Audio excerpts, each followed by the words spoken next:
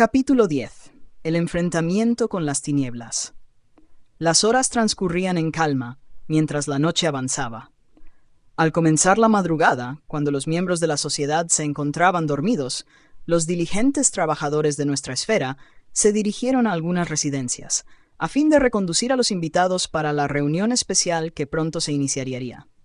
Además de los dos médiums ya conocidos y de los dialogadores, estaba nuestro hermano Anacleto, quien había sido el desencadenante del grave proceso en curso. Poco a poco fueron llegando los compañeros dormidos, que enseguida fueron despertados y pasaron a tomar conocimiento del programa establecido para aquel momento.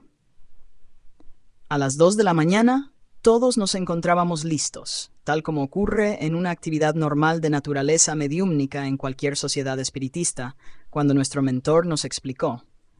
Pensamos que enseguida deberemos tener entre nosotros al rabino Eliachim Ben Zadok, ahora enterado de todas las medidas defensivas de nuestra institución. Sintiéndose agredido, pronto surgirá, al frente de su tropa, desafiándonos a un enfrentamiento mediante las armas de la maldad y de la destrucción a las que está acostumbrado.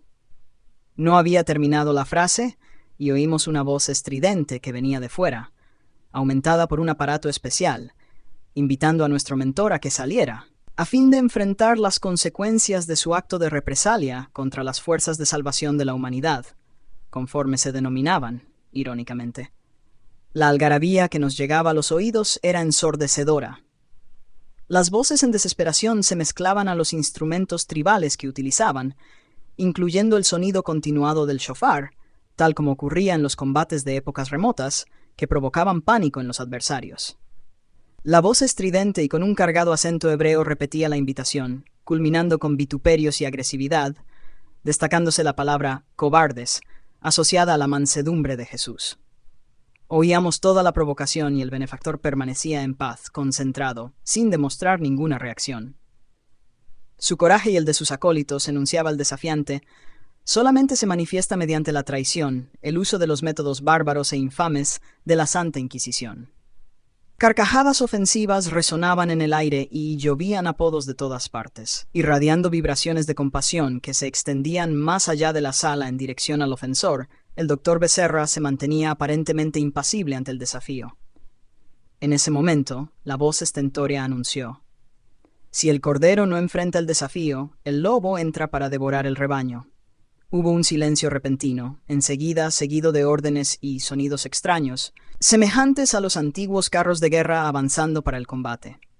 Pidiendo que nos concentráramos profundamente, el mentor nos amplió la capacidad de la visión y pudimos notar que un verdadero ejército de seres extraños avanzaba en formación de lucha. Mentalmente, nuestro protector sugirió a Hermano que liberara las defensas de la entrada, y a medida que avanzaba la tropa de la ofensiva atrás, en un carro de construcción ridícula, algo fantasmagórica y simultáneamente militar, estaba el rabino cercado de algunos de sus más eminentes comandados. Su estrategia consistía en hacer penetrar las defensas a un número expresivo de belicosos, después de lo cual, él también y sus jefes se presentarían con toda la agresividad como si todavía estuvieran en la tierra. Tal era la alucinación que los tomaba por entero. Vimos que el primer grupo se adentró por la sala de conferencias, enseguida seguido del cortejo que conducía al jefe.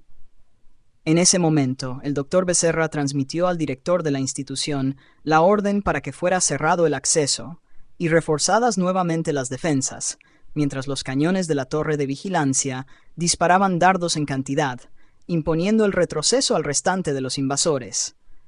Lo importante era que el rabino, esta vez, estaba dentro de las defensas de la institución con sus mejores combatientes. Notamos un movimiento expresivo de los trabajadores espirituales. En orden, se acercaron a los límites de la sala y, como si la misma fuera constituida por módulos, empujaron calmadamente las divisiones, ampliándola de forma que varias dependencias se transformaran en un inmenso recinto, ahora repleto por los invasores en furia salvaje y los servidores del bien, que nos encontrábamos en la parte opuesta a la entrada, en concentración y en armonía. Los invasores exudaban emanaciones morbosas que exteriorizaban un olor pestilente como de cadáveres insepultos. Perros y lobos, bestias diversas, resguardaban el grupo agresor, mientras algunos comandantes exacerbados gritaban órdenes inconexas, en un desequilibrio total.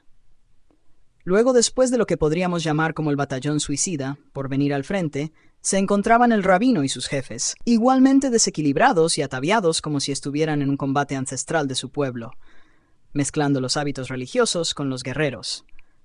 La nube oscura que los cubría, que se desprendía de las emanaciones psíquicas de los desvariados, era espesa, amenazadora, que era reabsorbida por los mismos, intoxicándolos aún más.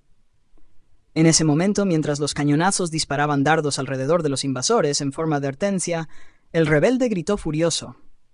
Nuevamente caímos en una trampa de los miserables seguidores del Cordero, como siempre ocurrió en la historia. Intentemos el retroceso, apresuradamente. Hubo una estampida en todas las direcciones, sin ninguna alternativa de huida, porque las defensas se encontraban reforzadas, no solamente por las energías defensivas, como también por una expresiva cantidad de caballeros de la Orden de los Templarios, vestidos a la manera de los días del pasado, en actitud de guardianes alrededor del inmenso recinto. Emitiendo vibraciones de amor, alzaron las manos y, en un himno de alabanza a Jesucristo, comenzaron a cantar una oración hecha de compasión y de misericordia. Inmediatamente comenzó a llover gotas luminosas de fluidos superiores que caían sobre los rebeldes y los calmaban poco a poco. La algarabía fue disminuyendo y, como que anestesiados por las energías sublimes, cayeron al suelo, liberándose de las grotescas armas primitivas que cargaban. Algunos pasaron a la emoción de la paz, y un llanto convulsivo los tomó, mientras otros permanecieron en silencio, abobados, casi insensibles, pero tranquilos. En poco tiempo solamente se destacaba el extraño aparataje que conducía al jefe y a su grupo de comando. Él alardeaba, sintiéndose traicionado y miserablemente sitiado, como si fuera un paria y no la autoridad religiosa que se atribuía valores que no poseía. Acercándose al furioso invasor, el doctor Becerra de Meneses lo invitó a un diálogo fraternal, aureolado de una suave claridad espiritual que lo envolvía en la condición del verdadero apóstol de Jesús, que lo es. ¿Cómo dialogar con el enemigo? Aquí vengo para combatir, no para parlamentar. Mi deseo es la extinción de los infames destructores de la fe judía, que se erigen en poseedores de la verdad, teniendo como Mesías a un vagabundo que, amenazando la hegemonía del Imperio Romano y la doctrina de Moisés, fue, con justicia, crucificado como el bandido que era. Notamos que el aturdido visitante presentaba expresivas deformaciones periespirituales y sus ojos enrojecidos despedían rayos mortíferos, portadores de una energía vigorosa, típica del mal, característica de las alegorías demoníacas. A medida que hablaba, irradiaba ondas oscuras que se diluían en contacto con los fluidos luminosos que ahora rellenaban el salón y que continuaban descendiendo. El doctor Becerra, sin ninguna reacción negativa, replicó: «No seré yo quien parlamentará con el noble amigo, porque reconozco mi propia pequeñez y la falta de mérito para este momento de alta significación para muchos de nosotros. Esperemos que una voz más autorizada venga a encontrarse con nosotros en nombre de aquel que el hermano rechaza vehementemente». En ese momento, la claridad ambiental fue intensificada, y descendiendo en nuestra dirección surgió el espíritu elevado de Francisco de Asís, vestido con la simplicidad de sus hábitos medievales, irradiando una luminosidad especial. Asesorado por algunos de los compañeros de entonces, constituían un pequeño cortejo de seres superiores que el amor de Jesús enviaba a aquel ambiente sombrío y caracterizado por los desventurados que se retorcían en los sufrimientos que disfrazaban en forma de ansias de venganza y de locura. A medida que el apóstol de la pobreza alcanzó nuestro grupo, exclamaciones de júbilo, de sorpresa, de emoción inesperada surgieron de todos los lados. Algunos de los acompañantes del rabino retrocedieron tímidos y asustados, mientras él se mantuvo irreducible y soberbio en su lugar en la verdadera arena en que se transformó el espacio que mediaba entre él y nosotros. Preservando la distancia que fuera automáticamente establecida, el visitante sublime extendió las manos habituadas a la caridad y a la misericordia, y con una voz inolvidable le dijo: «Alabado sea el Señor por todas las cosas, inclusive por el sufrimiento y por la desesperación de los que se presentan como infelices, y especialmente por el de aquellos que lo reniegan. La doctrina que los hombres han seguido no es la de Él, sino la de las pasiones humanas. Él que bendijo la cruz de la vergüenza, volviéndola alas angélicas de liberación, jamás concordaría con cualquier actitud que hiriera sus postulados de amor indiscriminado, especialmente a los gentiles, que somos nosotros, porque los suyos no lo quisieron, no lo recibieron, no lo aceptaron. Demostrando su misericordia, ofreció las manos socorristas a la mujer equivocada, a la adúltera condenada por la ley, a los leprosos del cuerpo y del alma, sin olvidar de atender a los representantes del Sanedrín que lo buscaron en el silencio de la noche, así como a los poderosos del mundo que de él necesitaban. Sin ninguna jactancia se transformó en camino de redención para todos los que estén saturados del mundo y cansados de sus ilusiones, amparándolos con ternura y afecto.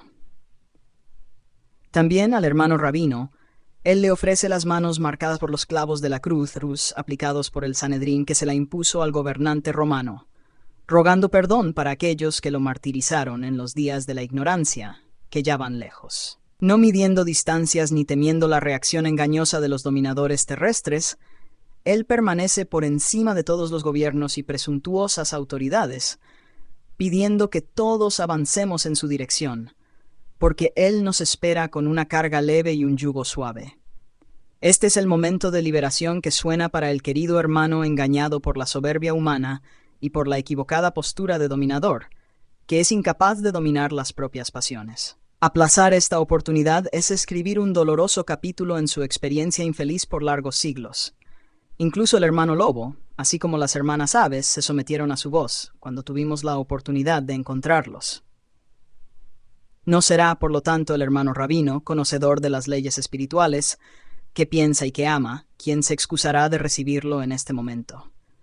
Iba a proseguir en sublime invitación cuando los sonidos extravagantes aumentaron, y el invasor inclemente arremetió con grosería, expresándose de manera vulgar e impropia.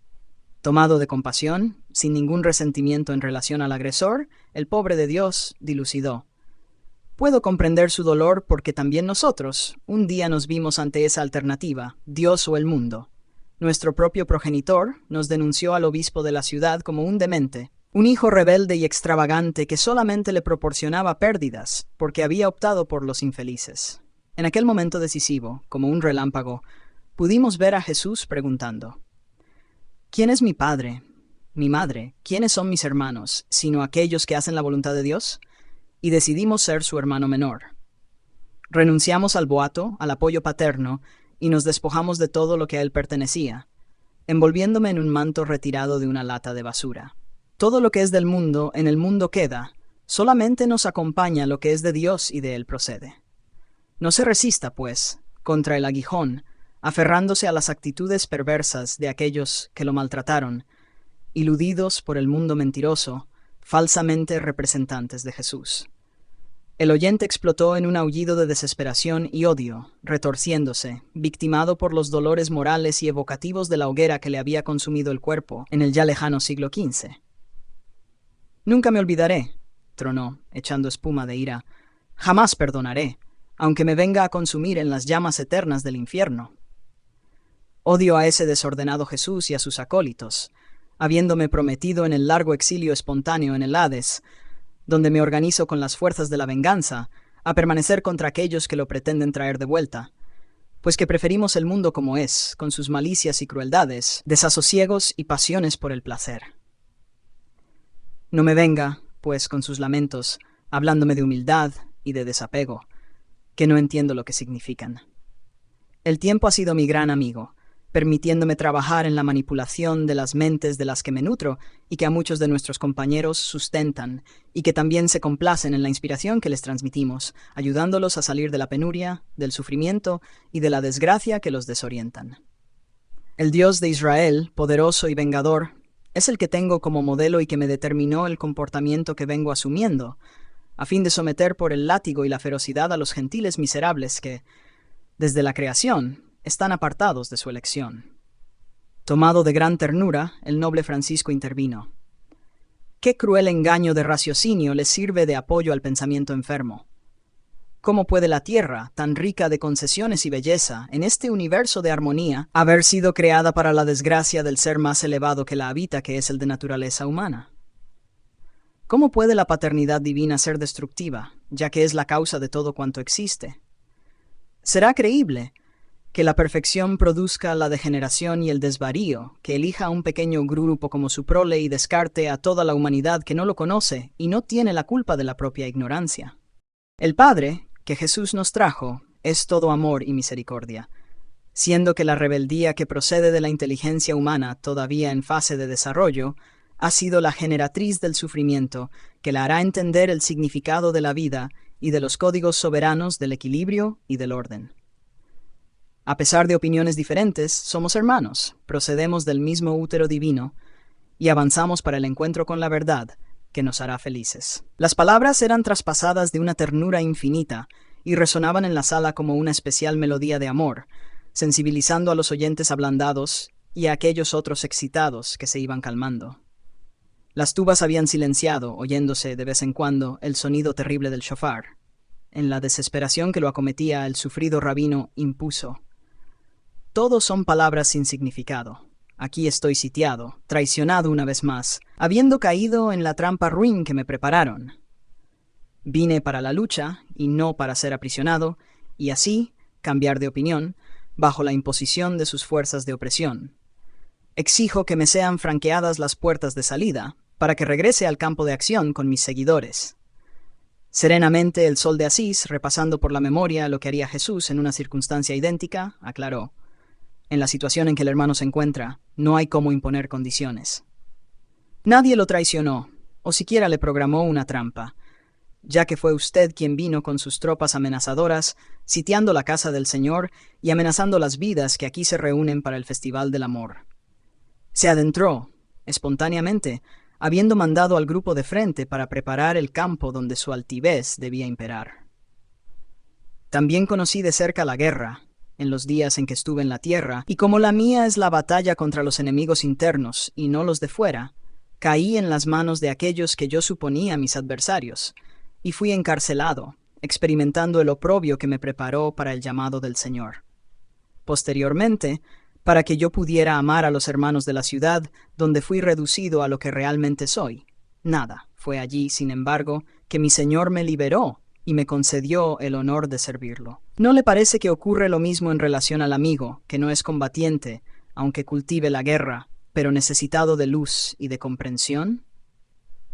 Después de un breve silencio en el diálogo, interrumpido por la algarabía externa y por el clamor de los que se encontraban acompañando al jefe indefenso y violento, aseveró con firmeza: «Las puertas del hogar de Jesús están abiertas de par en par, y las defensas estarán disminuidas, permitiendo que el hermano retroceda, que vuelva a su región de dominio, fortaleciéndose en el mal de que se nutre, así prosiguiendo hasta el momento en que el renacimiento en el cuerpo físico lo arrebate al proscenio terrestre, sin apoyo, sin lucidez, en la locura o en el abobamiento, en la parálisis o en la mutilación.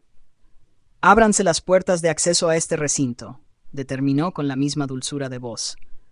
Hubo un pasmo proveniente de la actitud inesperada que a todos nos embarazó. Luego vimos abrirse la defensa fluídica envolvente y que guardaba la institución. Afuera se hizo una gritería infernal. Abucheos y agresiones de todo tipo resonaron en el aire. El invasor, presentando la indumentaria ridícula con todos los impositivos de la ortodoxia de que se revestía, como un religioso intolerante, miró con furia al mensajero del amor, dio media vuelta. Se abrió un pasaje en el grupo que lo asesoraba, y él avanzó caminando, ostensivamente demostrando victoria. Antes, sin embargo, de alcanzar la aduana de la puerta, un cono de mirífica luz que descendía del infinito envolvió al infeliz, que se sintió estremecer, mientras una voz de incomparable belleza lo interrogó: «¿Para dónde sigues, hijo mío? ¿Qué te hiciste a ti mismo? Solo hay un camino a seguir, que es el del amor». Simultáneamente se condensó en forma humana un bello espíritu que avanzó en su dirección, viniendo del lado externo, y extendió los brazos, solicitando: «Eliachim, hijo mío, ¿hace cuánto tiempo nos separamos el uno del otro? Vengo a buscarte, porque no hay cielo para madre alguna cuyo hijo padezca en las llamaradas de la infelicidad. No compliques más tu destino.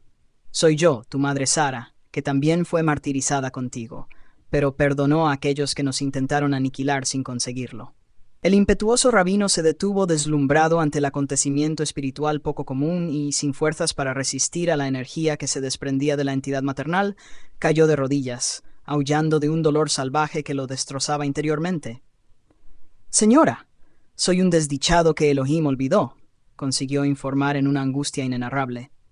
«Nadie me ama, y yo, señora, hice del odio mi licor de preferencia, embriagándome cada vez más y esperando la consunción». «Hijo mío querido». La noble señora se acercó al enfermo y lo envolvió en una ternura indescriptible, abrazándolo, arrodillada a su lado, como solamente las madres lo saben hacer. El hermano Alegría se acercó con lágrimas que le escurrían por la cara y completó la escena inolvidable, hablando suavemente. «Ahora sí, comienzas a vivir la libertad plena. Aprovecha. Esta es la respuesta de Jesús a tus clamores, demostrándote cuánto te ama». En ese momento, un número expresivo de aquellos que lo acompañaban, viendo la rendición del jefe, igualmente suplicó apoyo y pasó a ser atendido por los caballeros templarios, que también, como todos nosotros, tenían lágrimas de la emoción de júbilo y de gratitud a los cielos. Una inesperada melodía de exaltación a Jesús pasó a ser oída, cantada por voces espirituales a distancia, mientras los obreros de la institución, igualmente equipados de recursos, se movían en auxilio a los que se rendían al amor. El doctor Becerra y nosotros, otros, acompañábamos los acontecimientos tomados de profunda emoción. La victoria del bien es siempre una lección de vida.